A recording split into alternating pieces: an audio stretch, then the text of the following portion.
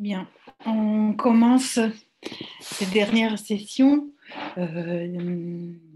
qui va clôturer ce colloque sur la fabrication de la participation culturelle. Les règles sont toujours les mêmes, 15 minutes de présentation, un après l'autre, et on fera une discussion globale à la fin. Les questions peuvent être posées dans l'espace questions-réponses. Merci à tous les participants qui sont encore là pour avoir résisté ces 2 jours. Et alors, sans tarder, je donne la parole au premier intervenant qui, je veux dire, pas des bêtises, parce que voilà, la fatigue, c'est aussi pour moi. C'est Olivier Vanet, qui est du Centre Max Weber de l'École normale supérieure de Lyon, aussi l'Université Lyon 2. Allez-y, je vous donne la parole.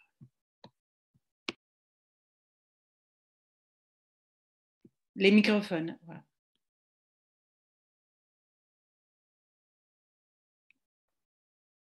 Votre microphone est toujours coupé, Olivier. Voilà, vous m'entendez? Oui, parfait. Ouais, excusez-moi.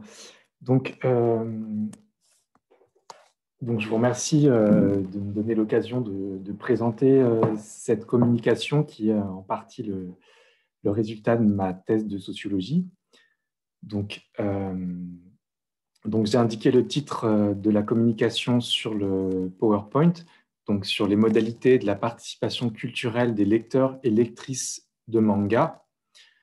Donc cette communication, elle vise à cerner les multiples activités numériques de lecteurs et lectrices de manga nés dans les années 70 et 80 et leur investissement dans l'univers culturel des bandes dessinées, des séries d'animation et des jeux vidéo issus du Japon. Donc la participation culturelle de ces amateurs s'appuie sur des dispositifs et de communication et d'expression très variés. Elle peut prendre la forme d'un travail d'évaluation des œuvres, un commentaire d'un titre sur un blog, un forum, une recommandation sur les réseaux sociaux. Elle peut prendre la forme d'une activité de création amateur, une fiction ou un dessin inspiré des mangas. Ou enfin, elle peut prendre la forme de la traduction et de la diffusion en ligne de versions numérisées des mangas. Donc, ces usages sont resitués ici dans l'épaisseur historique et biographique des trajectoires d'amateurs que j'ai interrogées dans le cadre de ma thèse. Donc, celle-ci s'appuie sur des entretiens approfondis avec 80 lecteurs et lectrices sur l'analyse des traces de leur expression sur différents dispositifs, blogs, forums, réseaux sociaux, mais aussi fanzines imprimés. Et enfin, sur l'étude des discours et pratiques des médias et des institutions culturelles en lien avec le manga. Donc, je procéderai en 2 temps dans cette communication pour mettre en lumière l'investissement des lecteurs et lectrices de manga dans la diffusion et l'évaluation de ces biens symboliques. Donc, je tenterai d'abord d'appréhender la participation culturelle de ces amateurs de manière à la fois décloisonnée et longitudinale, c'est-à-dire d'examiner la diversité de leurs contributions numériques et l'entrelacement de leur trajectoire biographique, de leur parcours de lecture et de leurs investissements numériques successifs. J'évoquerai ensuite les formes de coopération et de concurrence qui se déploient au sein de ce domaine émergent d'expertise et d'évaluation culturelle, concurrence entre des espaces de diffusion et d'évaluation amateurs sur Internet, entre les espaces professionnels de l'édition et de la critique, et enfin, avec les institutions culturelles qui, à partir des années 2000, accordent une place croissante au manga dans leurs collections et dans leurs activités de médiation. Donc, je commence par ma première partie sur l'histoire et la diversité de la participation culturelle des amateurs de manga. Peut-être que j'affiche mieux le PowerPoint. Vous voyez bien? Donc, dans cette première partie, je vais étudier en fait les usages des outils numériques par les amateurs de manga, et je vais montrer que ça s'inscrit dans leur propre trajectoire biographique, mais aussi dans l'histoire plus longue des supports propres aux cultures fans.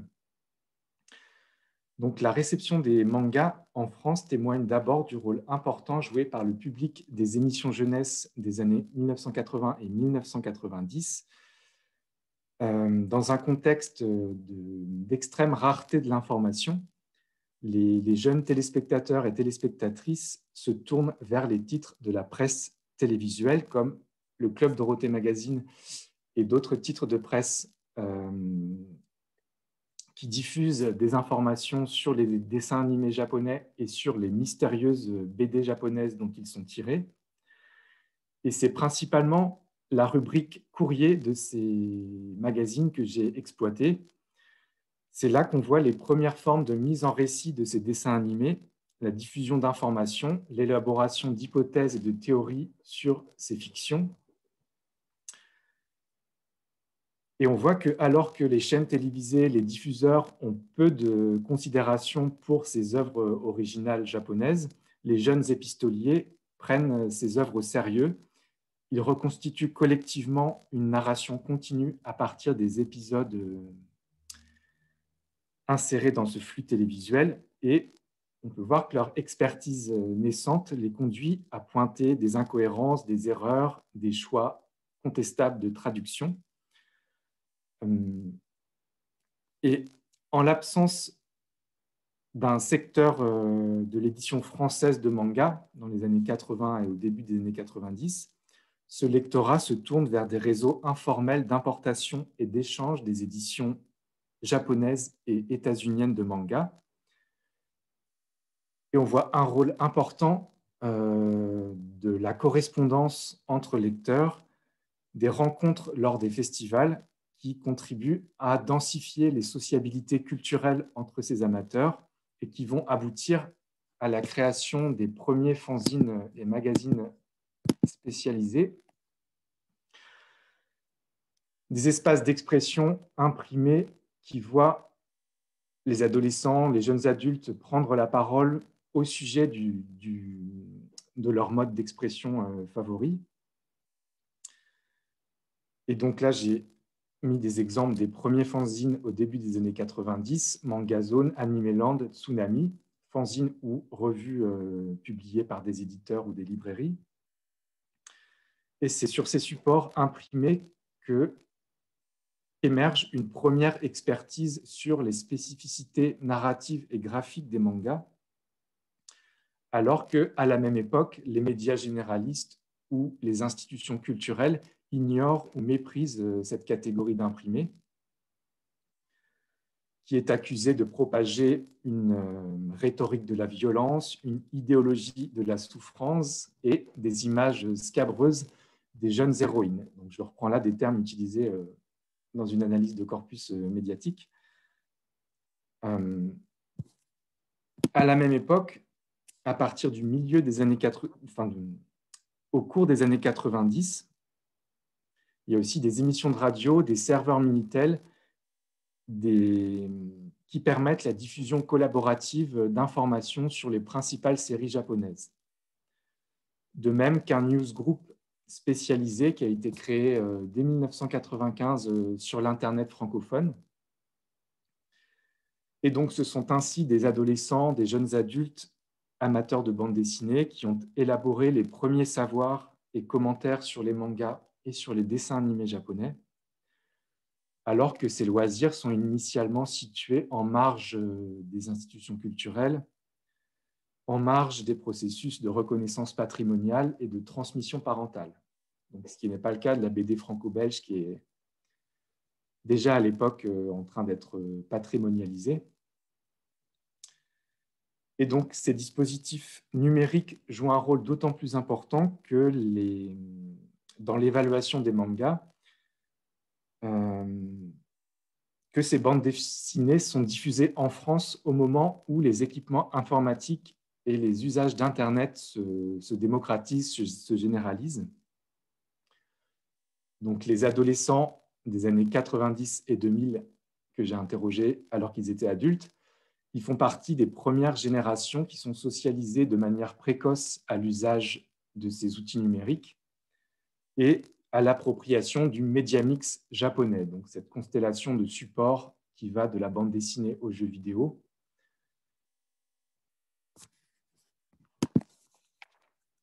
Et donc, au cours des années 2000, une grande partie de ces lecteurs et lectrices interrogés, qui se sont d'abord appropriés des fanzines, des sites Minitel ou des émissions de radio, ils vont s'emparer des outils numériques pour exprimer leur avis ou faire un récit de lecture. Donc, ces discussions en ligne, elles ont d'abord été concentrées sur des forums adossés à des gros sites web fédérateurs. Puis, les blogs ont émergé comme support de commentaires sur le manga et des interactions entre amateurs. Donc, les agrégateurs de blogs créés dans la deuxième moitié des années 2000 ont permis de rendre visibles les blogs francophones dédiés au manga et à la culture visuelle japonaise. Au cours des années 2010, c'est le support du blog qui tente à être désinvesti ou concurrencé par l'usage de Twitter, de Discord ou d'autres réseaux sociaux. Et donc, j'ai vu comme ça des utilisateurs migrer depuis les années 90 du fanzine au Minitel jusqu'au blog et à un usage intensif de Twitter. Donc, le domaine de l'évaluation publique des mangas se trouve largement ouvert à des prises de parole non qualifiées d'amateurs qui viennent s'exprimer de manière concurrente par rapport aux journalistes professionnels qui sont apparus au cours de la même période. Donc, l'échafaudage culturel constitué par les espaces numériques de publication et d'interaction, les festivals, les rencontres, ne permet pas seulement l'expression et la circulation de commentaires et de recommandations, il favorise aussi la visibilité d'un grand nombre de productions culturelles amateurs.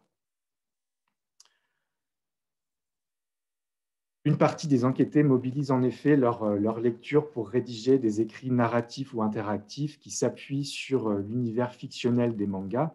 Ils écrivent des fanfictions, ils participent à des jeux de rôle sur des forums. Ils utilisent leur lecture aussi pour dessiner des mangas, des illustrations, ou pour s'adonner à des activités ludiques sur leurs préférences et connaissances en matière de manga, des quiz, du cosplay, déguisement en personnage de manga ou du karaoké de générique, par exemple.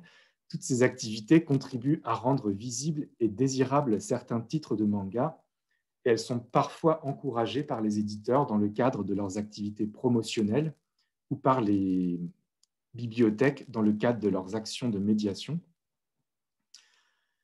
Les amateurs ont enfin joué un rôle décisif dans la circulation des mangas et dans une forme de mondialisation par en bas des contenus culturels, en marge des circuits de l'édition marchande, du droit de la propriété intellectuelle. Ils diffusent en effet leur propre traduction sous la forme de photocopies et de fanzines imprimées dans les années 90, puis sous forme de fichiers informatiques et d'images numérisées. À partir du milieu des années 90, Internet favorise la circulation des scripts, c'est-à-dire la traduction souvent en anglais des dialogues des mangas, puis ce sont des synopsis, des résumés de mangas, puis enfin des pages de mangas scannées qui sont hébergées sur des sites web et traduites par des amateurs. Donc, ces mangas scan anglophones sont renommés ensuite Scantrad en français, contraction de scan et traduction, donc des versions numérisées et traduites par des amateurs des mangas, des épisodes les plus récents parus au Japon. Et donc, ces amateurs vont contribuer à diffuser à grande échelle ces versions avec la généralisation du haut débit.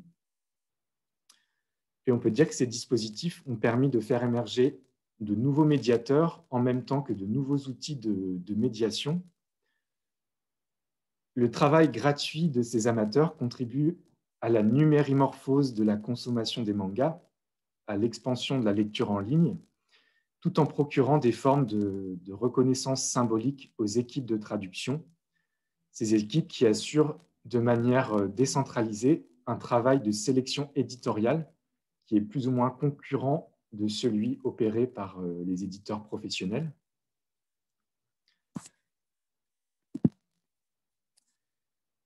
Donc dans la première partie de cette communication, j'ai tenté de mettre en évidence les investissements numériques pluriels des amateurs de manga, leur transformation historique.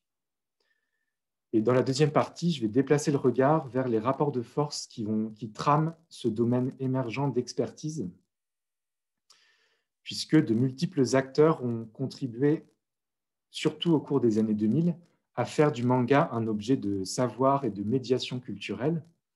Donc, il y a la presse spécialisée, les éditeurs et libraires, les médias généralistes et tous les dispositifs de l'action culturelle, sans compter les universitaires dans plusieurs langues, français, anglais, japonais, qui participent aux Manga Studies. Et donc, à partir des années 2000, on observe une multiplication des expositions, des animations sur le manga, une expansion de la littérature secondaire et des discours de médiation destinés au grand public, que ce soit des manuels d'apprentissage du dessin, des livres d'art ou des guides pédagogiques. Donc, le manga va se stabiliser comme un secteur de la presse spécialisée, de la critique culturelle et un support d'activité pédagogique. Et dans le même temps, on l'a vu, les lecteurs et lectrices se sont emparés des blogs, plateformes collaboratives et réseaux sociaux pour diffuser leurs propres informations et sélections. Et donc, je vais d'abord évoquer les transactions. Pardon, vos 15 minutes normalement sont terminées. Je vous invite à aller vers la conclusion. D'accord. Donc, j'évoquais juste les transactions, le fait qu'il y a des savoirs qui circulent entre tous ces espaces d'évaluation, notamment parce que certains amateurs se sont professionnalisés en tant que journalistes spécialisés, libraires. Donc, il y a un renouvellement générationnel qui assure la diffusion de ces connaissances. Il y a aussi des professionnels, des intermédiaires culturels qui sont appropriés tous ces savoirs constitués par des amateurs. Et enfin, il y a de nombreux clivages sur la légitimité énonciative de ceux qui prétendent juger les mangas, qui donne lieu à de vives tensions entre divers acteurs. Et donc, je conclurai en disant que l'exemple de l'appropriation des mangas en France permet de mettre en évidence le rôle pionnier des amateurs dans l'édification de savoirs spécialisés sur un bien symbolique initialement dénigré. Il montre les modalités de constitution, de contestation d'une expertise qui est revendiquée à la fois par des passionnés, des acteurs professionnels, des institutions.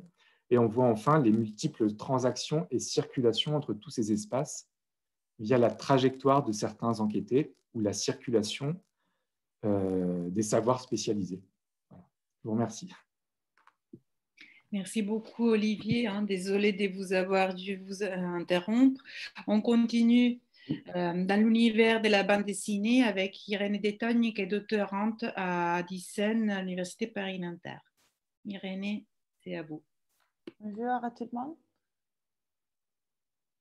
Et normalement, en fait, pour des problèmes de connexion, j'avais déjà enregistré la présentation. Je vais demander à Lucas de la transmettre. Oui, tout de suite.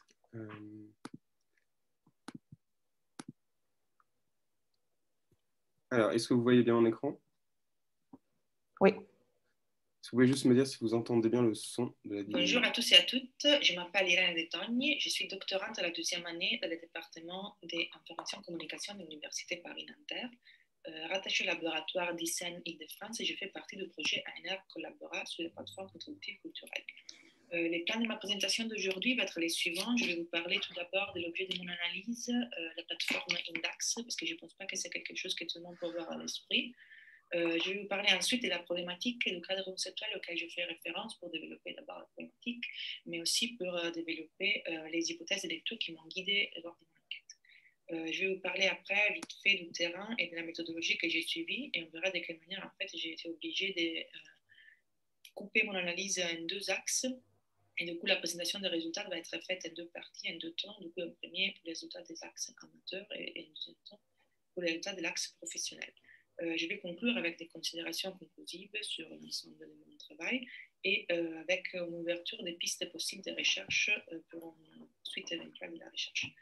L'objet du coup de mon analyse, c'est l'Indax, qui est une plateforme internet. C'est une base de données numérique, une grosse archive en fait à l'échelle internationale des bandes dessinées qui ont à voir avec l'univers Disney. C'était créé au milieu des années 90 à partir d'une pratique d'échange de fichiers d'index entre collectionneurs qui provenaient de plusieurs pays européens et qui ont trouvé avec le développement du web la possibilité de partager leur ambition de donner vie à un archive complet de toutes les publications Disney autour du monde et en fait, même sur le plan temporel, vraiment très complet, du départ jusqu'à la publication plus récente. Ce qui est très intéressant avec l'Indax, c'est que c'est une plateforme qui est utilisée, alimentée chaque jour par les passionnés de l'univers Disney, mais aussi c'est utilisé régulièrement et alimenté des fois par des professionnels Disney. Du coup, ça donne en fait la possibilité d'observer des rapports vraiment très singuliers entre production du savoir amateur et les rapports avec les professionnels avec ces savoirs amateurs. C'est une plateforme qui se présente avec une interface vraiment très minimale, qui n'a pas l'ambition de promouvoir en fait, la participation à des gens qui ne sont pas déjà intéressés, qui ne sont pas déjà connaisseurs ou engagés avec l'univers des bandes dessinées Disney. Pour cette raison, c'est difficile d'accéder pour un initié ou pour quelqu'un de toute manière qui ne connaît pas vraiment les codes de l'univers des BD Disney d'un côté et de l'autre aussi des codes utilisés par les systèmes d'organisation et d'indexation propres à l'Indax. Une fois surmonté un peu cette difficulté, on peut avoir accès en fait à un moteur de recherche qui est vraiment très complet à plusieurs entrées et qui donne vraiment accès à une indexation des contenus très fine et très complète. C'est une plateforme qui est ouverte à la participation, en fait, à la contribution. Chaque utilisateur peut créer de manière très simple un profil et contribuer. Et c'est aussi géré par une hiérarchie plutôt simple des contributeurs, dans le sens qu'il y a une grande majorité des contributeurs mineurs qui sont gérés par des maintainers, qui sont un peu les administrateurs, qui ont un rôle du coup de supervision et de gestion des contributions du reste des contributeurs. Ces maintainers correspondent surtout la plupart des fois en fait aux créateurs, aux collectionneurs qui ont donné vie à la plateforme initiale et sont de 1 à 3 normalement pour chaque pays, mais en fait c'est une organisation qui a plutôt varié des pays en pays, mais globalement ça ressemble à ces cadres d'organisation.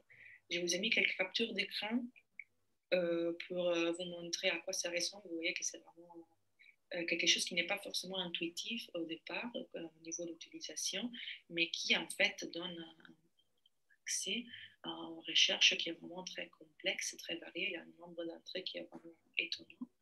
Il y a une ampleur dans l'indexation qui est vraiment très très très large, qui couvre vraiment un nombre de publications dans le nombre de pays qui est étonnant. Ça, c'est un exemple d'un fichier d'indexation standard de la plateforme. En fait, chaque publication, du coup, est assignée ce fichier d'indexation et qui permet, du coup, de naviguer à l'intérieur de la plateforme suivant les différents points d'entrée ou de sortie de cette indexation. Ce qui est très intéressant et qui est très utilisé par les professionnels aussi, c'est que chaque indexation contient les histoires. Et en fait, si on appuie sur chaque histoire, on peut voir aussi au contraire dans quelle publication et dans combien de publications est apparue cette histoire spécifique. Du coup, c'est vraiment très utilisé par les professionnels aussi pour les éditeurs pour voir si une histoire a déjà apparu, par exemple, dans un magasin étranger, les mêmes, etc. Du coup, en fait, la problématique était surtout centrée sur l'exceptionnalité et la spécificité de ces systèmes de commentaires en fait, qui est représentée par l'Indax, pour les rôles en fait, que l'Indax peut avoir à l'intérieur du système de commentaires des professionnels. En fait, pourquoi en fait, ils ont besoin, nécessité de l'utiliser plutôt qu'utiliser des systèmes de commentaires qui les précèdent l'Indax ou qui sont alternatives à l'Indax. Et du coup, en fait, d'interroger un peu de quelle manière l'Indax a pu l'indexation qui est portée par l'Indax, ça peut rejoindre ces statuts privilégiés, vraiment des références documentaires connues par tout le monde et partagées par tout l'univers Disney, amateur et professionnel, et de quelle manière, en fait, l'Indax et cette spécificité en fait, de l'indexation numérique contributive peut porter à la construction des rapports entre amateurs et professionnels au sein de cette plateforme. Pour en fait essayer de cadrer ces deux pistes de la problématique, du coup la spécificité de la production documentaire de l'Indax et les rapports entre collectionneurs et éditeurs de la bande dessinée Disney en France, on a utilisé surtout les deux concepts principaux des plateformes contributives culturelles développées par CVO et des éditorialisations. La plateforme contributive culturelle en fait nous permet de porter l'attention sur l'engagement de la contribution et sur en fait la possibilité d'entrevoir en relation au sein de la plateforme entre une utilisation professionnelle ou une institution culturelle externe aux pratiques amateurs. Alors que l'éditorialisation en fait nous permet de décrire et de comprendre en fait la pratique d'indexation numérique spécifique de l'Indax comme une pratique d'indexation qui voit les documents indexés comme un fragment qui peut être en fait devenir une ressource parce qu'il peut être toujours réagencé pour donner vie à un nouveau contenu. Donc en fait dans ce sens-là, les documents indexés par l'Indax deviennent fait partie d'une activité éditoriale qui est une activité éditoriale qui est décrite toujours comme un processus ouvert, toujours en devenir, qui est constamment producteur de formes et de contenus, qui est multiple et qui est collectif. Donc, en fait, avec ces deux concepts, on a essayé de vraiment cadrer notre compréhension du terrain pour, en fait, après, pour pouvoir conduire l'analyse dans ce sens-là. Les terrains, du coup, étaient vraiment formés pour porter sur les différents systèmes documentaires de professionnels Disney et sur les pratiques d'usage amateur et professionnel de la plateforme Indax. En fait, on s'est limité en restreint les terrains à la partie française. Donc, en fait, on a interrogé surtout les professionnels français et on a observé, interrogé la partie de la plateforme amateur qui correspond aux contributeurs en fait en France. Les terrains a été portés sur deux temps. En fait, premièrement, on a exploité la possibilité d'avoir fait une période d'alternance de la durée des 10 mois, du coup d'octobre 2018 à juin 2019, au sein du service de documentation et édition de la rédaction de Disney Hachette Presse, qui est le majeur éditeur en France des bandes dessinées Disney. Et on s'est concentré surtout sur l'observation des pratiques professionnelles de la plateforme, sur quel type de perception en fait l'Indax pouvait avoir à l'intérieur du cadre professionnel, et surtout sur les systèmes documentaires internes aux différents maisons d'édition, en fait aux différents organismes qui s'occupent de l'édition des bandes dessinées Disney en France. Deuxièmement, une deuxième période d'observation en fait a été conduite période de mars et avril 2020, et c'était l'observation en fait de la plateforme elle-même et une période d'échange avec les amateurs. Et du coup, cette deuxième période était portée surtout sur l'observation des pratiques et des enjeux de motivation et de contribution qui étaient faites sur les amateurs. Du coup, c'est dans ce sens-là en fait qu'on a vraiment de manière programmatique divisé l'analyse en deux parties, en deux axes différents pour pouvoir en fait réaliser une analyse croisée des différentes pratiques liées à la plateforme et des différentes en fait pratiques d'utilisation, d'échange avec les différents acteurs. Et en fait, c'était quelque chose qui nous a permis du coup de mettre en place les deux axes de l'analyse professionnelle et amateur, et après de les comparer entre eux. Du coup, je vais vous présenter les résultats en fait en deux parties. Les résultats de l'axe amateur en fait nous a apporté à la fois à la base en fait on a essayé de définir un peu les profils des différents contributeurs qui sont surtout des grands collectionneurs et qui sont surtout des gens qui ont une familiarité avec les outils d'indexation et de recherche. On a formé un peu l'histoire de la plateforme, on a remarqué surtout quatre considérations qui viennent de l'observation. C'est la première qu'en fait la participation des collectionneurs à la plateforme a permis en fait de passer pour chaque collectionneur d'une collection privée et d'une dimension vraiment plus individuelle à des pratiques d'indexation qui sont collectives, dématérialisées et partagées par une grande communauté. Ces rapprochements en fait a fait si que les contributeurs en fait rentrent en contact et développent en fait une logique une approche à la contribution, à la fait, à la production documentaire qui a plus à voir avec les logiques éditoriales, dans le sens qu'en fait, de plus en plus qu'ils fréquentent la plateforme, les contributeurs sont portés à réutiliser les contenus qui sont de production documentaire de la plateforme dans le cas d'autres activités qui sont par exemple des activités amateurs, des activités professionnelles, mais qui de toute manière ont plus à voir avec les logiques des rééditions des publications. Notre aspect qu'on a considéré, c'est que ce qui est très intéressant, c'est qu'en fait, l'index représente la constitution d'un système de référencement qui est nouveau par rapport à un système de référencement qui était utilisé par les professionnels et qui est vraiment spécifique et issu de l'indexation amateur. Et ce qui est très intéressant, c'est que du coup, les professionnels utilisent ce système d'indexation qui a été créé et conçu par les amateurs. Et du coup, ils se voient un peu dans une situation pour laquelle ils doivent aussi essayer d'harmoniser et d'uniformer les codes pour une utilisation évidemment plus régulière et plus fluide. Et ils doivent harmoniser les codes d'indexation interne au cadre professionnel sur en fait, les nouveaux systèmes de référencement qui étaient créés par l'Index et qui est de plus en plus en train de prendre en train de prendre en fait, un statut des systèmes de référence principal pour la documentation. Le dernier résultat qu'on a obtenu, c'était vraiment de voir de quelle manière, en fait, à l'intérieur de la plateforme, et les contacts interamateurs et professionnels se sont élargis et se sont systématisés. Du coup, c'est vraiment la plateforme est lieu d'échange entre amateurs et professionnels. Par exemple, les professionnels peuvent contacter les amateurs pour des précisions, pour des consultations éditoriales ou aussi pour proposer des collaborations. Du côté des professionnels, en fait, on a remarqué que l'utilisation de la plateforme est vraiment très régulière et que, en fait, l'Index occupe toute. C'est vraiment la seule à l'intérieur du système documentaire qui a été porté par différentes maisons d'édition ou par différents cadres professionnels. L'Index, c'est un système de documentaire qui est connu par tout le monde et qui est utilisé. En fait, c'est les seuls qui est utilisé par tous les professionnels et qui est connu par tous les professionnels parce qu'il y en a d'autres qui utilisent des systèmes d'indexation qui sont plus internes différentes émissions qui ne sont pas partagées par tout le monde.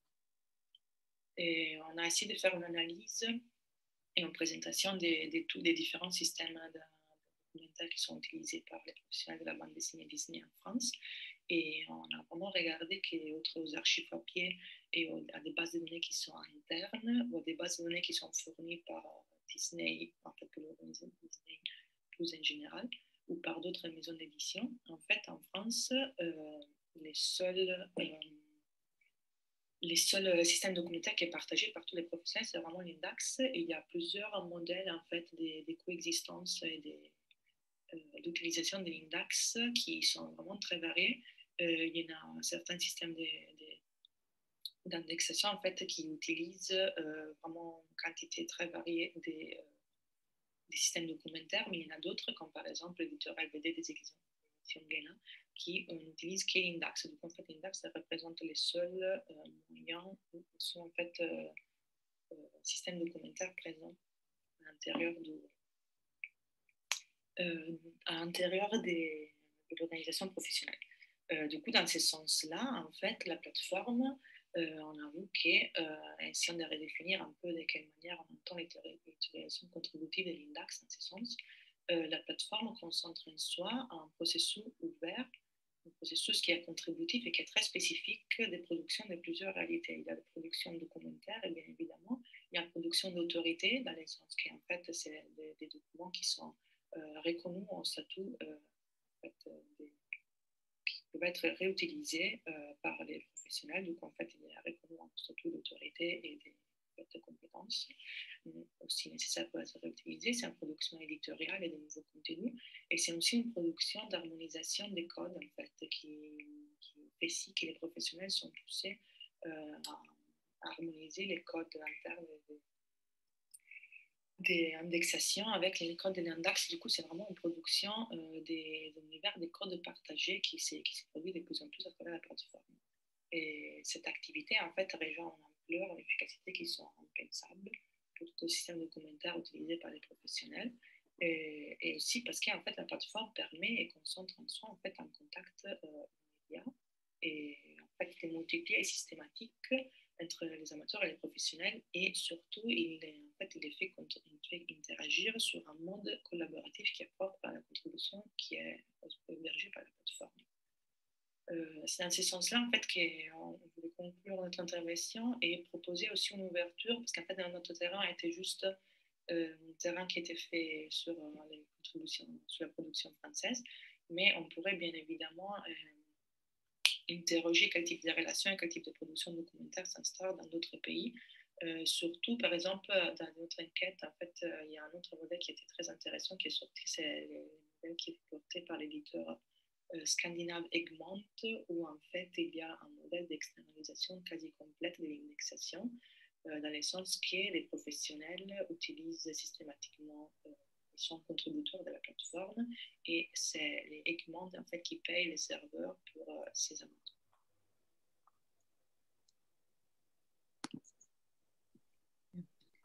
Merci Irène. Je propose qu'on passe à l'intervenant suivant pour ne pas prendre de retard. Je rappelle aux participants qui peuvent déjà poser des questions pour les premiers intervenants s'ils souhaitent dans les questions-réponses. Alors, on continue avec Lucie Alexis, qui est chercheuse, ancienne chercheuse à Paris 2 au charisme et on va changer là des secteurs et on va voir les cas des cultures prime dans les secteurs audiovisuels publics. Merci beaucoup. Vous m'entendez, c'est bon? Super. Bonjour à toutes et tous. Merci beaucoup pour l'organisation de ce colloque et merci de l'avoir maintenu. Ça fait vraiment du bien, ces échanges. Donc, merci Martha et toute l'équipe. Je m'ose à une petite présentation pastel parce qu'on est sur la fin du colloque et pour essayer de donner un peu d'énergie finalement. Alors, ma communication, cette communication... Ah, pardon. Voilà, pardon. Cette communication est partie d'un constat Culture Prime qui est un dispositif pensé comme un média fournissant des contenus culturels, a été lancé le 23 novembre 2018 par l'ensemble des acteurs de l'audiovisuel public, donc Radio France, France Télé, l'INA, France Média Monde, Télé 5 Monde, se déploie prioritairement sur Facebook, mais trouve également des relais sur YouTube, Twitter et Instagram. Et il semblerait qu'elle mobilise une participation qui semble être réduite à la seule expression de l'appréciation du contenu par les publics. Et en tant que média social, je me suis interrogée sur le fait que la sollicitation à l'engagement du citoyen ne soit pas plus orientée finalement par la création d'une zone de débat.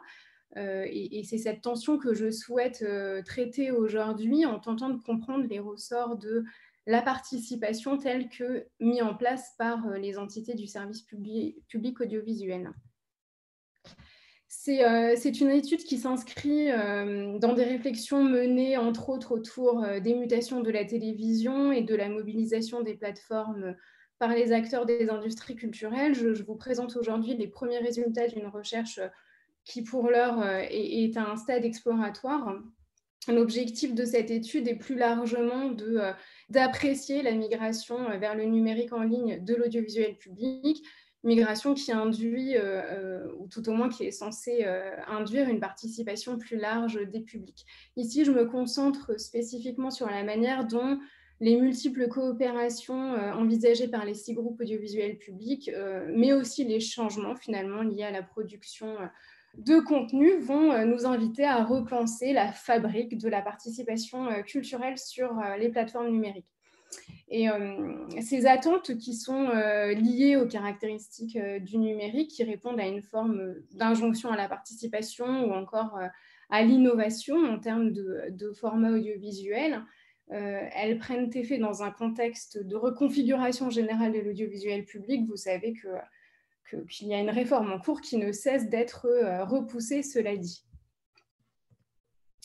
Alors, si on explore un peu les discours d'escorte, en l'occurrence les sites des acteurs impliqués dans l'offre culturelle de Culture Prime, on voit qu'elle a pour but annoncé, je cite, de favoriser l'accès à la culture et à la connaissance au plus grand nombre. Elle entend répondre aux exigences de qualité du service public, s'adresser notamment aux jeunes par ses formats innovants adaptés aux nouveaux usages. Alors, il faut noter le slogan. Je vous lance le petit teaser sans le son pendant que je parle. Il faut noter le slogan. Il affiche dès lors un objectif de participation. La culture, ça se partage. Il y aurait plein de choses à dire sur cette petite vidéo, mais je passe. Chacune des 6 entreprises produit des capsules vidéo de forme brève qui sont donc destinées à alimenter la page Facebook. Au final, mon étude, elle vise à apprécier l'ouverture de l'espace public médiatique de l'audiovisuel public aux plateformes en ligne, à interroger l'élargissement des publics, comprendre les diverses formes de participation des abonnés. Je me concentre vraiment aujourd'hui sur la page Facebook uniquement. Donc, autrement dit, mon questionnement m'invite à réfléchir à l'usage partiel des possibilités d'interaction sur la page Facebook de Culture Prime, d'où naîtrait un paradoxe entre, d'une part, une forme de prétention, finalement, à faire venir des nouveaux publics, tout au moins un public plus large qui est invité à s'exprimer de par déjà le choix de la plateforme choisie, et d'autre part, la limitation des usages techniques du numérique. Alors de là, d'autres questions découlent. Dans quelle mesure ce dispositif va favoriser ou non l'objectif affiché? Dans quelle mesure le choix, l'usage de Facebook permet vraiment la construction d'une communauté, je mets entre guillemets, une communauté pérenne qui va pouvoir être fidélisée. Alors, mon hypothèse, c'est que Culture Prime va reprendre des logiques éditoriales telles qu'elles sont construites sur le média linéaire et n'exploiterait que de manière lacunaire, tout au moins partielle, les possibilités d'interaction liées au réseau social numérique. Autrement dit, le changement ne correspondrait qu'à des aménagements en marge, finalement, tant la technique a peu d'influence sur le modèle de la communication culturelle de l'audiovisuel public. Et la reproduction d'une logique de programmation linéaire existante conduirait à un certain mimétisme des reproductions, des représentations de la culture par rapport aux médias de télévision tels que j'avais déjà pu un peu l'étudier, notamment sur des portails en ligne de France Télévisions comme Culture Box. Et de fait, ça entraînerait probablement une diversification des publics limitée due à cet effet de répétition. Alors, j'en viens à mon premier temps. J'expose très rapidement le cadrage méthodologique dans la perspective de dégager les modalités de prise de parole et d'interaction des utilisateurs. J'ai mené une observation ethnographique en ligne. Je m'appuie ici sur Josiane Jouette et Coralie Le Caroff, de la page Facebook de Culture Prime, donc entre novembre 2018, qui est donc la date de création de Culture Prime, et mai 2020, pardon. Alors, l'idée de cette observation est de, vous le voyez à l'écran sur la citation, de partir d'une phase d'immersion, d'une présence prolongée, régulière sur la page où l'on s'informe régulièrement sur la dynamique, le ton, les thématiques des fils de discussion et s'imprégner de l'architecture du dispositif. Donc, il s'agissait d'observer finalement les usages visibles de la plateforme en me basant sur une méthode d'analyse des commentaires qualitatifs. Et je me suis également appuyée ici sur une première série d'entretiens, 12 entretiens semi-directifs qui ont été réalisés entre octobre 2019 et 2020 pour notamment essayer de comprendre davantage les publics visés, avec donc les différents professionnels des 6 entités engagées dans Culture Prime à des niveaux divers au sein de leurs propres médias. Vous les avez ici sur le tableau. Je précise que ces entretiens vont être complétés dans le cadre d'un projet de recherche que je mène en tant que chercheuse associée cette année à l'INA. Voilà. Et je passe du coup aux premières observations que j'ai pu faire. Alors, attirer un public qui déserte les programmes culturels sur les antennes linéaires, c'est un petit peu ça, la ligne de conduite du projet.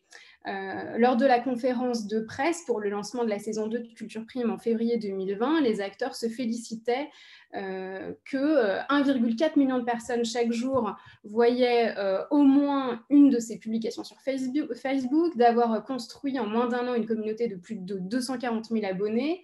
En juillet 2020, on était à 419 000. Hier soir, on était à 542 284 personnes abonnées. L'idée étant de séduire un public jeune, 59% des abonnés ont moins de 44 ans et sont majoritairement féminins, 63%.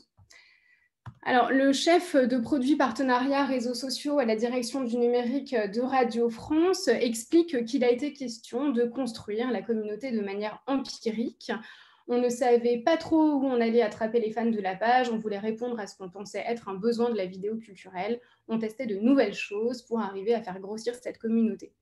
Une petite précision, depuis la fin de l'année 2019, de nouveaux gabarits de formats ont été pensés pour la création des vidéos autour desquels chaque structure va construire et angler ses sujets. L'idée, pour les acteurs étant de dresser une ligne éditoriale commune reconnaissable.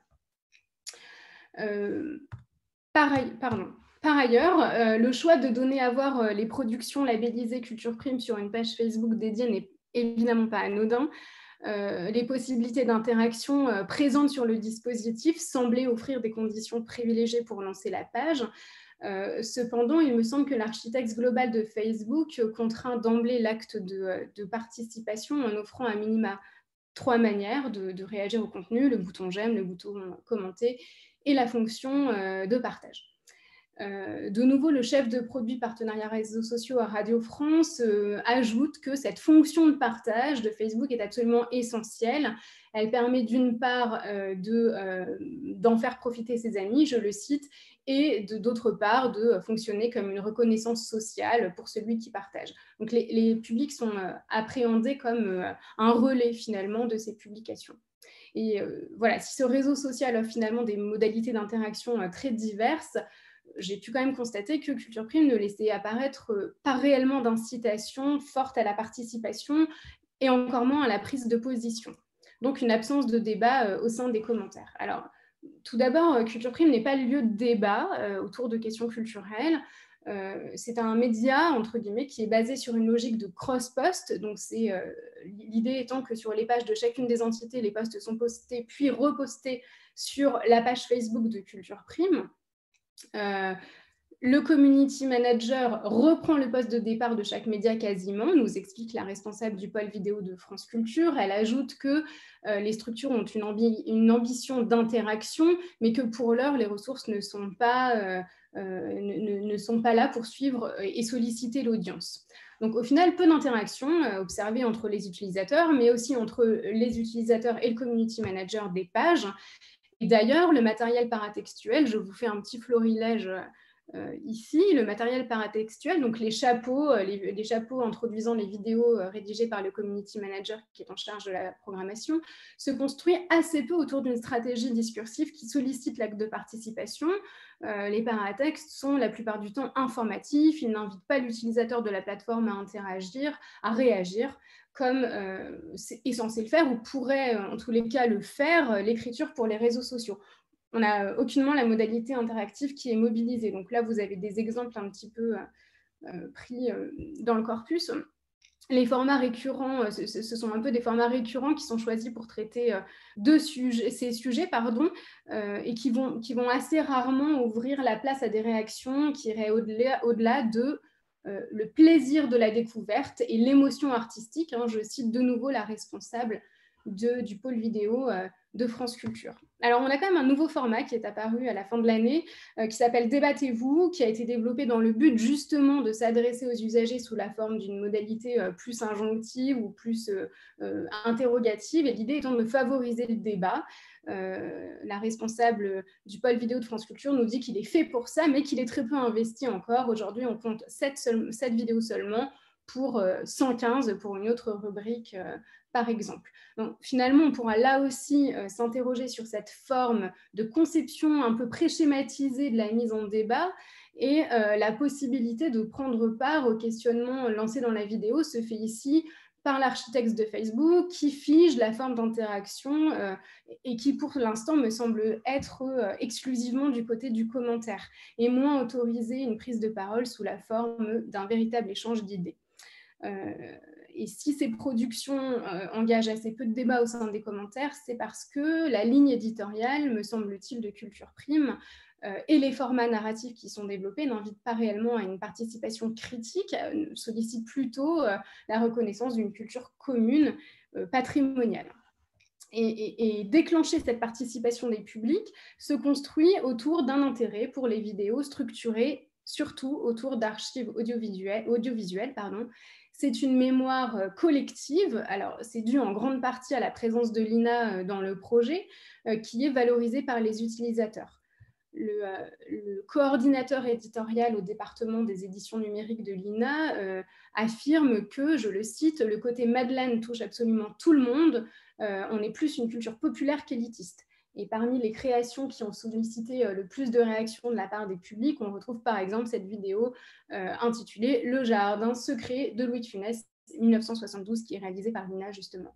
Alors, voilà, quelques exemples là de commentaires, vous les voyez sur la slide, je ne vais pas les citer, mais on relève ici que ces nouvelles écritures audiovisuelles trouvent ici leur public en mettant en valeur finalement une forme de nostalgie autour d'un marronnier de la fiction télévisuelle. C'est sans doute pas au hasard d'ailleurs que Louis de Funès plaît autant sur Culture Prime. Il me semble que le succès de cette vidéo peut être appréhendé comme un cas type, comme un marqueur de réussite de la communication par la médiation de ce dispositif, puisque ce sujet populaire ici agit comme une invitation sur le mode de l'affectif, de l'émotif. Et encore une fois, dans quelle mesure ce type de réaction n'est-il pas de nouveau le fruit du dispositif qui les encadre, hein? On lit « Chapeau de Louis de Funès, un grand homme, il a toujours été moderne, je vous parle d'un temps que les moins de 20 ans », vous voyez tout ça à l'écran. Y a-t-il finalement vraiment la place pour d'autres types de réactions? Finalement, ces réactions se contentent majoritairement à des réactions à chaud, très viscérales, et donc pas très développées, qui ne peuvent être développées. Et inviter à réagir à ce type d'objet très consensuel, signifierait que l'on attend de ce média en ligne pas tant les possibilités d'interaction possibles, mais davantage une capacité de diffusion, simplement, à l'instar d'une chaîne linéaire. Et enfin, la participation s'observe autour de publics qui sont intéressés par les sujets liés à une culture institutionnalisée, a priori reconnus par les mécanismes de consécration culturelle. Vous avez quelques citations des acteurs, mais je passe puisque j'arrive au bout et je dois passer à ma conclusion pour ne pas trop dépasser le temps. Et dans tous les cas, ces objets culturels s'inscrivent dans une culture, me semble-t-il, audiovisuelle populaire ou dans une histoire de l'art qui est connue du grand public. Alors, je peux faire dès lors l'hypothèse d'une certaine homogénéité des publics des différentes entités du service public audiovisuel, moins emprunt finalement à la découverte de nouveaux territoires de la culture, découvertes qui pourtant constituent ce que les acteurs souhaiteraient. Alors, cependant, il me semble qu'il faut considérer une certaine difficulté d'ajustement du dispositif qui est contraint par la nécessité d'harmoniser une énonciation unique de plusieurs acteurs avec leurs différentes conceptions de la culture, avec le projet communicationnel affiché. J'en arrive à ma conclusion très rapidement. Les professionnels en charge de Culture Prime envisagent sa programmation de manière relativement verticale, sans penser de véritable interaction avec les publics, et de ce point de vue, il s'agit d'un média en ligne qui reprend la logique de programmation héritée des médias audiovisuels traditionnels.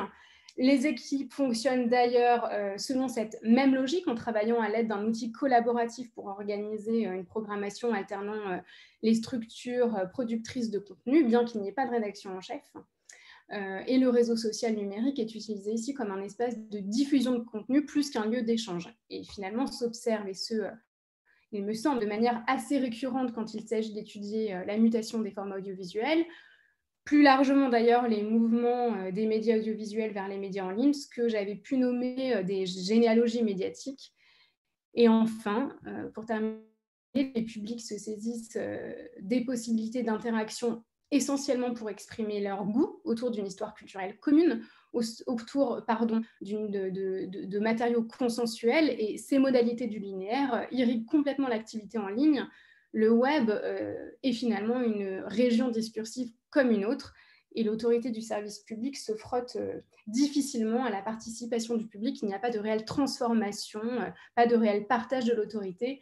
L'implication du public reste assez superficielle, et tout porte à croire que les modalités du linéaire finalement perdurent. Preuve en est avec Netflix, qui va nous faire un mode en direct comme la télévision. Je m'arrête là et pardon d'avoir dépassé.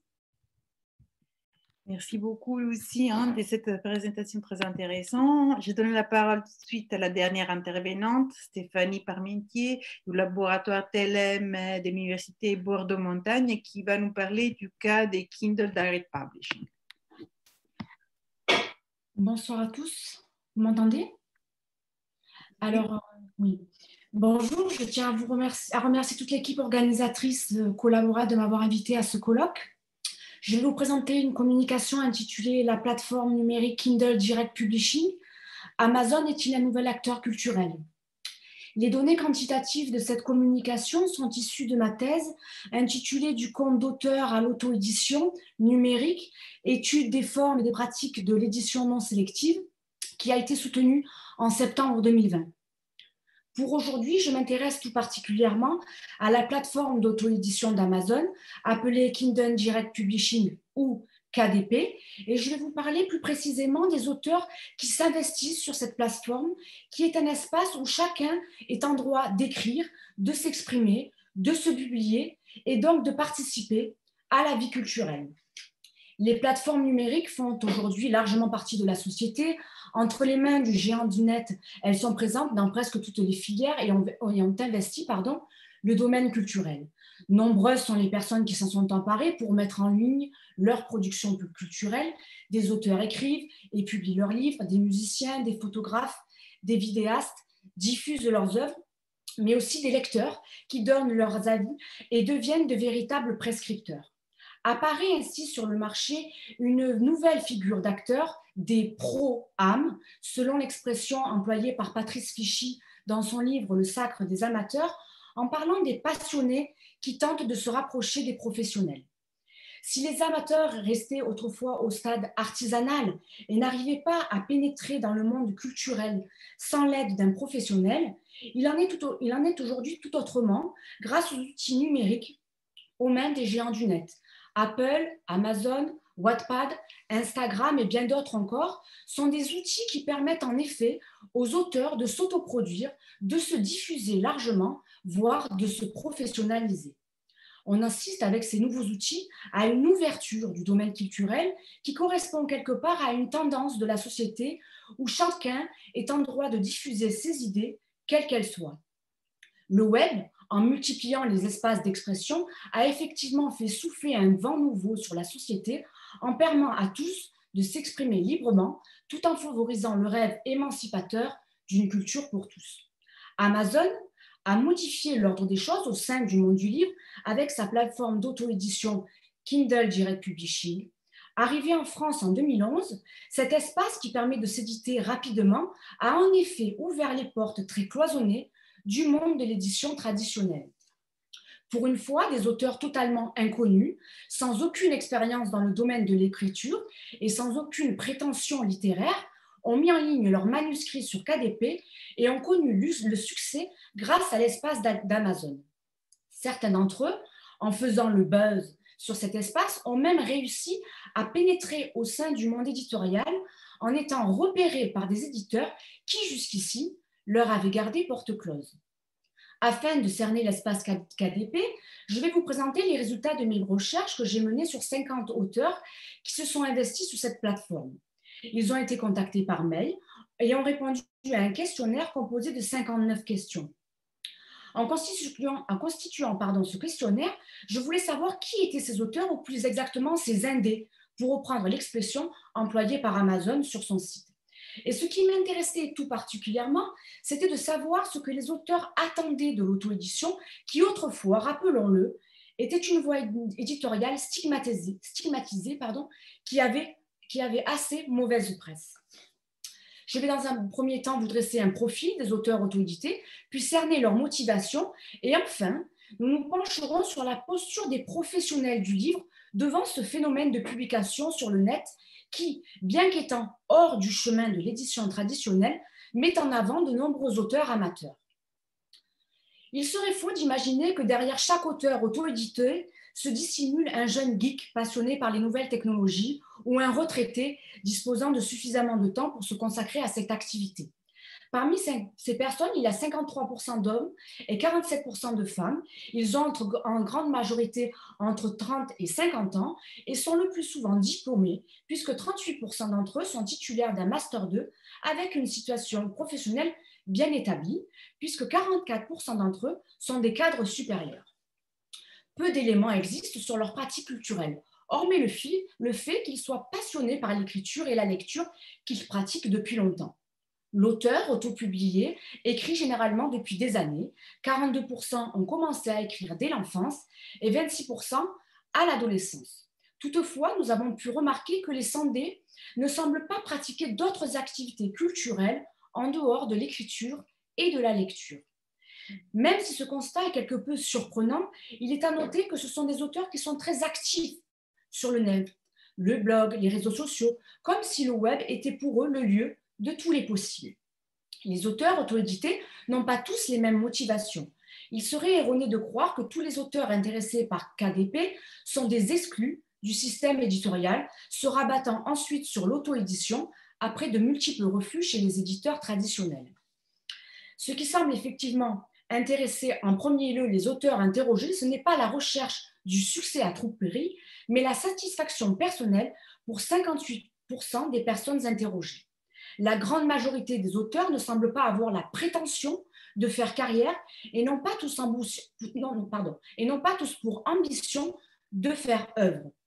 Ils sont d'ailleurs nombreux à ne pas se diriger vers une voie professionnelle, puisque 44% d'entre eux n'ont pas pris la peine d'envoyer leur manuscrit à un éditeur traditionnel, un peu comme s'ils savaient pertinemment à l'avance que l'accès à ce monde éditorial leur serait automatiquement refusé.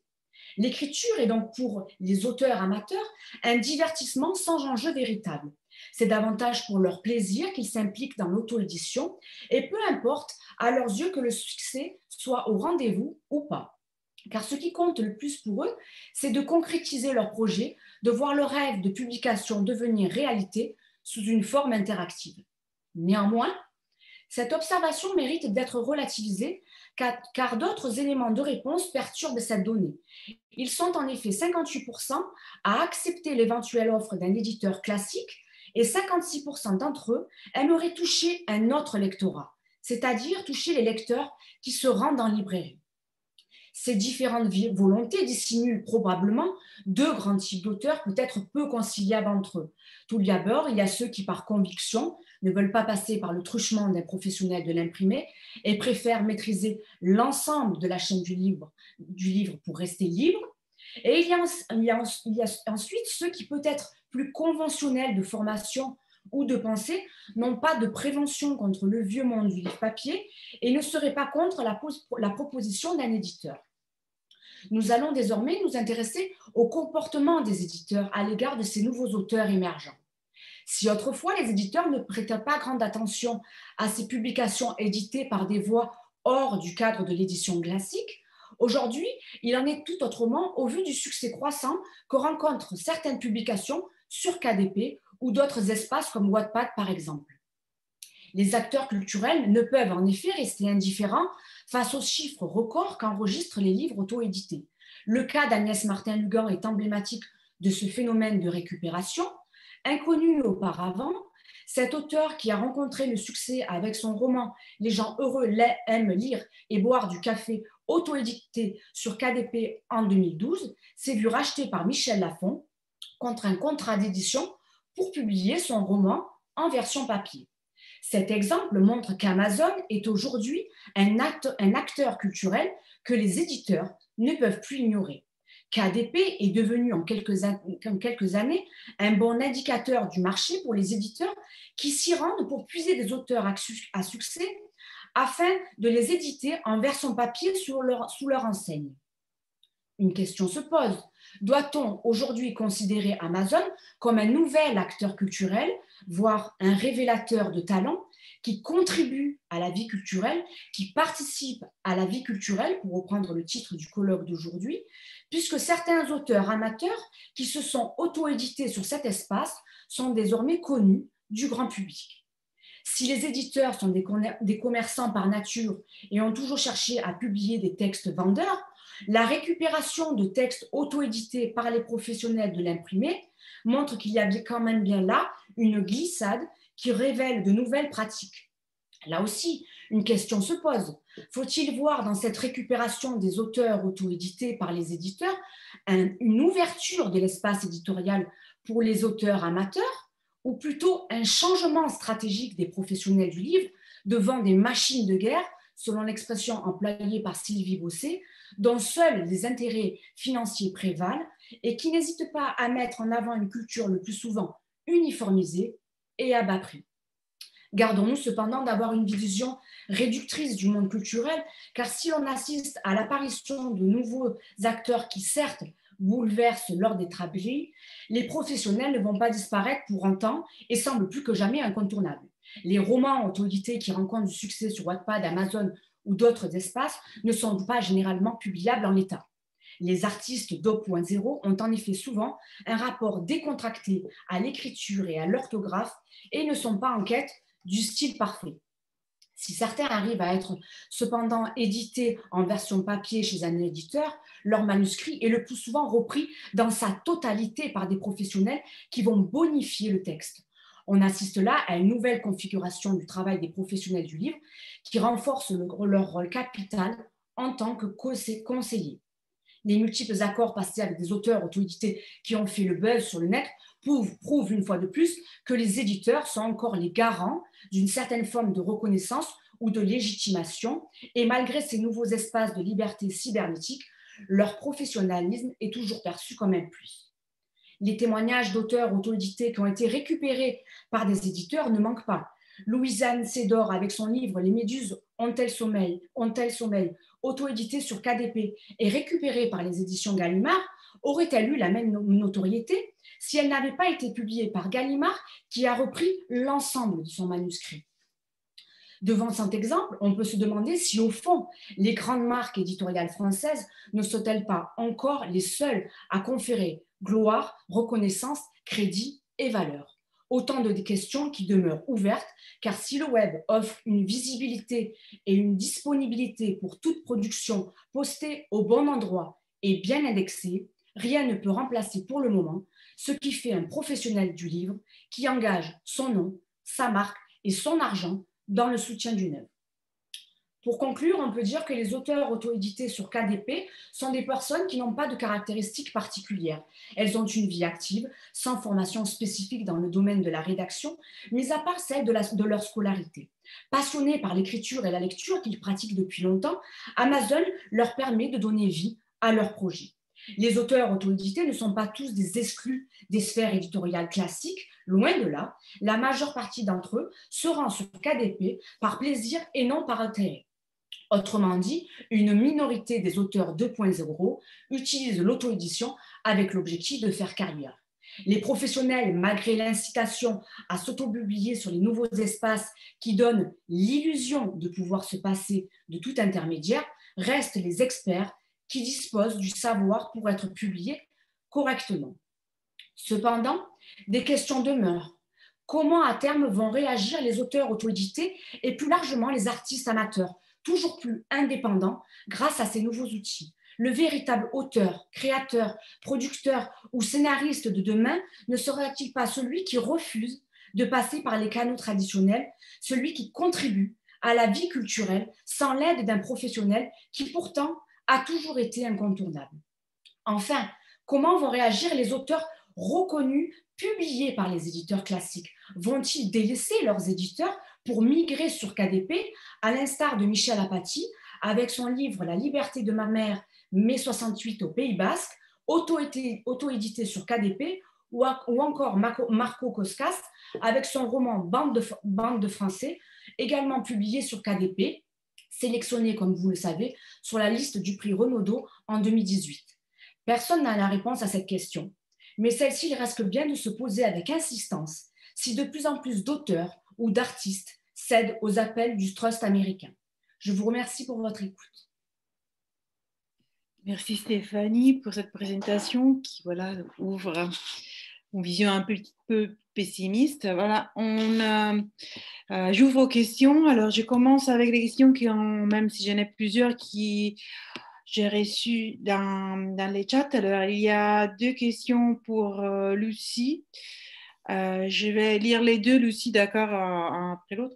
Alors, elle est plutôt claire, Sébastien, voilà, je vais la présenter. Alors, Sébastien Piotti demande, est-ce que lors des entretiens, les inquiétés ont évoqué d'autres fonctionnalités de l'architecte de Facebook qu'ils souhaiteraient explorer à l'avenir en lien avec les communautés, par exemple les lives, les sondages ou d'autres fonctionnalités voilà, plus interactives. Et la deuxième question est de Sarah Labelle. Voilà, Sarah, je ne te donne pas la parole.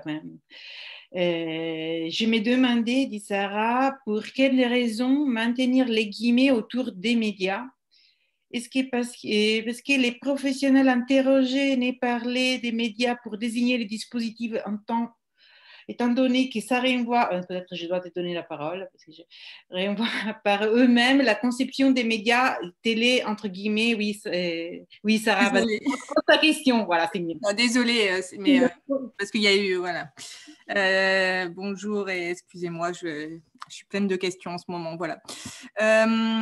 Oui, donc je disais en fait, pourquoi tu as maintenu là tout au long de ta communication les guillemets autour de médias, et je me demandais si c'était dû au fait que pour les professionnels que tu as interrogés, quand on dit médias, ça renvoie plutôt à la question, leur conception à eux des médias, c'est-à-dire la télé, la radio, et pas forcément ce genre de dispositif. Et d'une part, et puis je te disais, et toi, t'en penses quoi? Alors médias, pas médias? Voilà. Ok, merci beaucoup Sarah. Alors je pense que j'avais dû mettre entre guillemets médias sociaux, et si je ne l'ai pas fait, eh ben, c'est une erreur de PowerPoint. Mais c'était médias social que je souhaitais mettre entre guillemets, surtout parce que c'est comme ça qu'ils l'appellent, Culture Prime. Ah, d'accord. Pour reprendre leur terme. Et sinon, en fait, un truc intéressant que j'ai peut-être pas dit, à un moment donné, la responsable du pôle vidéo de France Culture, elle parle d'un média vitrine. Et en fait, elle dit ça parce que Culture Prime est un lieu de cross-post qui permet justement de générer l'ensemble, enfin de rassembler l'ensemble des contenus qui sont préalablement postés sur les autres pages, par exemple France Télé Art, Arte, INA, etc. Donc, donc j'étais à côté de la plaque complètement avec l'idée de séparer en fait des dispositifs justement de circulation. Et non, pour le coup, les acteurs appréhendent vraiment Culture Prime comme un média, et d'autant plus qu'en fait, il fonctionne réellement comme une véritable rédaction, entre guillemets. Il y a un comité qui se réunit tous les lundis, et bon, la subtilité, et ce qui est très intéressant à observer, c'est qu'il n'y a pas de rédaction en chef, donc ils se débrouillent d'une toute autre manière qui est assez passionnante à voir. Voilà. Alors, comme j'ai la parole, et du coup, tu vas pouvoir faire des observations, parce qu'effectivement, je pense aux observations qui avaient été faites dans les radios au moment de passage au numérique et tout ça. C'est vraiment des choses qui sont super intéressantes d'un point de vue de la production et de l'introduction des dispositifs d'écriture. Oui, j'ai été conviée le lundi après-midi à y aller, mais il y a eu le confinement, et en fait, désormais, ils font tout en ligne. Et donc, je me suis pas encore penchée sur l'idée d'assister à la conférence en ligne, mais a priori, ça pourrait être un moyen, l'envisager autrement. Mais oui, c'est absolument prévu d'assister aux comités éditoriaux. Et merci beaucoup. Merci. Alors, revenons à la première question. Voilà, non, tu as déjà répondu. Eh ben, merci Sébastien pour ta question. Alors en fait, Culture Prime avait, les collaborateurs de Culture Prime, avaient mis en place des lives Facebook à un moment donné, qui étaient présentés par la responsable éditoriale du numérique à la direction de la culture. Et il me semble qu'ils étaient en même temps... il me semble qu'en même temps, ils passaient sur France Info. Je ne suis pas exactement sûre de cette information. Mais en fait, ça a été annulé parce que ça leur demandait un travail dingue de mettre en place ces lives Facebook, qu'il n'y a qu'une seule personne qui voulait se coller à la présentation, je crois. Et voilà, ils ont arrêté. Et ensuite, sur la question des sondages, etc., ils y pensent. La dernière fois que j'ai eu la responsable du pôle vidéo, c'est-à-dire... j'ai fait un premier entretien avec elle, puis un autre 6 mois après. Effectivement, il y avait cette idée de mobiliser des sondages, etc. sur Facebook. Et ils avaient commencé à le faire sur Instagram avec une petite rubrique qui s'appelait « C'est quoi ?» où, en fait, ils engageaient les gens, par exemple, « C'est quoi être père ?» Et donc, les réponses étaient un peu triées sur le volet et potentiellement intégrées à des vidéos. Mais ça aussi, ça a été arrêté. Donc, en fait, les initiatives un peu... qui sollicitaient comme ça les publics ont été avortés, et notamment par manque de moyens. Voilà. Merci Lucie. Alors je donne la parole à Olivier Touillas qui avait une question pour Olivier Evanet.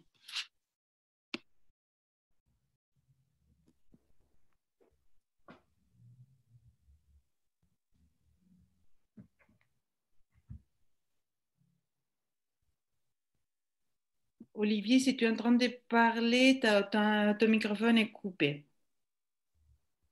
Sinon, je vais la lire. Alors, entre-temps que voyons qui Olivier... voyons si elle arrive. Alors, Olivier dit, ne trouveront-on pas ces points forts des contributions amateurs dans d'autres secteurs éditoriaux illégitimes, comme les romances, par exemple?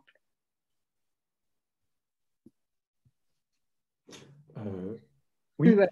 Je la lis exactement. Voilà. Je pense qu'Olivier veut dire si les mêmes phénomènes que vous avez trouvés dans les mangas, à votre avis, on ne peut pas les trouver dans d'autres secteurs comme les romances. Oui. C'est une tendance générale des secteurs plus ou ceux qui ne sont pas légitimés, reconnus comme légitimes par la culture traditionnelle, je pense. Olivier. Oui, je pense qu'il y a beaucoup de modes d'organisation, de supports d'expression qui sont similaires entre des catégories culturelles peu reconnues, l'organisation de festivals, de conventions, tous les supports des cultures fans, les fanzines qui sont un petit peu, qui circulent de manière un peu informelle, souterraine, parce qu'ils ne sont pas reconnus par les institutions culturelles légitimes. Donc il y a des similarités en termes de sociabilité, d'espace d'expression. La différence serait peut-être que le manga, il est plus récent. Enfin, pour le manga, ça date en France, la réception des années 90-2000. Et on peut voir que la presse professionnelle spécialisée est née presque en même temps au moment où sont apparus les blogs. Donc dès le début, il y avait une concurrence qui s'est mise en place, qui existe moins, par exemple, dans le domaine littéraire, où il y a des journaux professionnels qui ont une légitimité qui peut remonter même jusqu'au 20e, début du 20e, 19e. Voilà, donc le manga, il en serait plutôt au début d'une forme de reconnaissance qui serait plus avancée pour le roman policier, par exemple. Mais effectivement, il y a des similarités. Merci beaucoup. J'avais moi-même une question pour vous. En effet, voilà, dans la partie où malheureusement, voilà, vous n'avez pas eu le temps de développer, je me demandais, voilà, dans cette phase de déstabilisation, quelle est l'attitude des amateurs, surtout des amateurs des plus anciennes générations? Est-ce que certains ont un rejet de la stabilisation ou c'est quelque chose qui est vu de manière de l'institutionnalisation et vu quelque chose de manière positive par tous les amateurs? Alors, je dirais que ça dépend un petit peu de quelle génération, quelles sont les propriétés des amateurs dont on parle. Je pense qu'il y a des amateurs engagés de longue date dans cet univers qui sont très sensibles aux marques de reconnaissance institutionnelle. Des amateurs qui ont pu faire des études, se professionnaliser en tant que journaliste professionnel, médiateur culturel, et qui ont trouvé un contexte professionnel pour valoriser leur passion. Des lecteurs ou lectrices qui ont des pratiques culturelles très légitimes, qui sont aussi très sensibles à ces marques de reconnaissance, que ce soit un prix accordé par le Festival d'Angoulême, un article dans Télérama sur les mangas.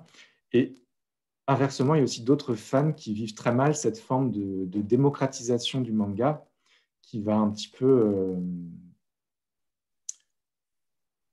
menacer un peu leur privilège distinctif de fans. Et ils vont voir des hordes de jeunes générations s'emparer de l'objet de leur affection et parfois donner une mauvaise image par une forme de passion un peu adolescente. Donc effectivement, il y a aussi des conflits de génération à l'intérieur de ce domaine entre des générations de lecteurs. Certains qui voient mal la démocratisation de leur passion, qui préféraient le vivre dans l'entre-soi, voilà, avec une forme d'élitisme parfois qui s'exprime, y compris pour un objet pourtant perçu comme populaire. Voilà. Merci beaucoup. S'il y a d'autres questions, j'aurais également une question pour Irénée. Par rapport à la question de l'interface, non, vous avez remarqué l'interface, une interface adaptée aux experts. Et est-ce que c'est une remarque que vous avez pu aussi obtenir lors des entretiens? Est-ce que c'est quelque chose que les personnes qui portent la plateforme ne veulent pas modifier ou c'est juste quelque chose qui, voilà, un résultat, un acquis qui n'a pas été vraiment remarqué lors des entretiens?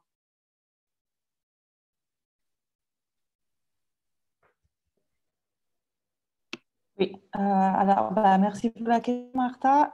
En fait, c'est du côté des amateurs, je sais que pour observer leurs entretiens aussi, il n'y a pas vraiment l'intérêt d'échanger la plateforme, d'échanger l'interface, parce qu'ils communiquent aussi par mail, surtout, et pas forcément, ou pour d'autres moyens que par en fait, la plateforme. Et ils n'ont pas forcément d'intérêt à modifier l'aspect et les dynamiques parce que ça leur va comme ça. Par contre, du côté des professionnels, lors de plusieurs entretiens, en fait, ils ont exprimé une certaine difficulté de s'approprier de l'outil ou de l'utiliser. Et ils ont explicité un peu l'effet que c'est vraiment difficile de rentrer dedans, la logique de l'outil, et que ce n'est pas forcément fait, conçu expressément pour une utilisation professionnelle ou externe. Je ne sais pas si j'ai répondu. Oui, oui, très bien. J'ai une autre question pour Lucie. En effet, toujours des mois, voilà, c'est une question personnelle. Et vous écoutant, j'étais vraiment à ce moment choquée par les entretiens, non, les verbatines que vous aviez, les faits qui, voilà, je pense que c'était les directeurs des Radio France, je ne me souviens plus, mais qui utilisent les termes communauté. Et ensuite, voilà, on retrouve ça dans l'effet de donner un titre comme Débattez-vous d'un outil qui, normalement, comme vous avez remarqué, permet vraiment pas du débat. Et là, ça donne une idée vraiment d'une vision très naïve de la participation pour laquelle, si on la souhaite, on peut facilement la créer. Et est-ce que vous avez trouvé cet élément dans plusieurs entretiens? Et c'est vraiment leur vision qui, si on veut de la participation, on met un outil. Quand on veut la participation, on peut la voir et ça suffit faire un espace qu'on appelle Débattez-vous. Voilà. Merci Martha. Alors c'était le chef de produit partenariat réseaux sociaux à la direction du numérique. Donc en gros, il est community manager. Donc pas très étonnant qu'il parle de communauté. En fait, il gère les community managers. Et juste pour répondre, en fait, ce qui était intéressant dans les entretiens, c'est la manière dont chacun disait qu'ils devaient un peu repenser leur manière de travailler avec d'autres professionnels. C'est-à-dire qu'il n'y a pas que des journalistes autour de la table du comité éditorial. Il y a aussi des community managers et il y a aussi des gens qui viennent de l'éditorial et pas des journalistes. Par exemple, à France Télévisions, ce n'est pas tant des journalistes que des gens qui viennent de l'éditorial. À Radio France, c'est plutôt des journalistes à France Culture. Et donc, du coup, il y a toute cette interrogation justement autour de nommer des gabarits, etc. Alors, ce n'est pas tant Débattez-vous qui a fait un peu polémique que les 10 infos insolites que les journalistes, par exemple, de Radio France trouvaient un petit peu pauvres en termes de contenu, alors qu'à France Télévisions, ils s'en emparent beaucoup plus facilement. Donc c'est un travail qui est aussi par ailleurs chacun disait qu'il faudrait donner beaucoup plus de place aux community managers dans ces comités éditoriaux et plus largement dans la programmation parce que ils sont assez convaincus que le community manager est au cœur de ce projet et n'a pas suffisamment sa place. Et d'ailleurs, il n'y a pas de poste en fait attribué, c'est une gouvernance qui passe de Radio France pendant 6 mois à France Télévisions pendant 6 mois. Et donc, c'est sur leurs ressources propres que se joue le community management. J'ai peut-être pas bien répondu, pardon. C'est très clair. Non. Merci. S'il n'y a pas d'autres questions, je vous propose qu'on clôture la session là. Avec ces sessions, on clôture les colloques. Je ne vais pas vraiment faire une clôture très structurée. Je pense qu'on a eu beaucoup d'échanges. Je voudrais juste remercier tous les intervenants et aussi tous les participants. Je suis vraiment... On a eu en moyenne des plus de 50 participants par séance. C'est une participation très importante. Alors, pour rappel, ces colloques sont organisés dans les cadres des ANR. Alors, il ne faudrait pas faire des discours d'argent, mais c'est ça aussi. Faire des événements en ligne, c'est moins cher. Ça nous permet peut-être, si un jour c'est un projet qui continue sur 2 ans, j'espère avoir l'occasion de pouvoir organiser un événement par rappel à la communication. Peut-être on pourrait faire des tables rondes dans lesquelles on pourrait prolonger nos discussions de manière plus informelle, peut-être dans une année. Je pense qu'il y a ce qui pour moi est vraiment intéressant, que c'est même on travaille sur des terrains différents, avec des points de vue différents, qui soient de la socio-économie, qui soient plus d'un point de vue infodocumentaire ou sociologique. Nous avons vraiment des questionnements qui sont transversaux sur les contributeurs, sur les acteurs qui portent ces espaces, ces dispositifs numériques, sur les termes de plateforme, sur les dispositifs démocratiques, et j'espère sincèrement qu'on pourra trouver d'autres espaces pour échanger des vives voix dans les prochaines années. Je remercie tout le monde, je remercie aussi les financeurs, qu'il faut les remercier quand même. Et je vous rappelle que les actes numériques sont disponibles sur le site du colloque. Si quelqu'un n'a pas pu assister à certaines communications, qui voudrait les consulter, resteront là après la fin du colloque. Merci à tous.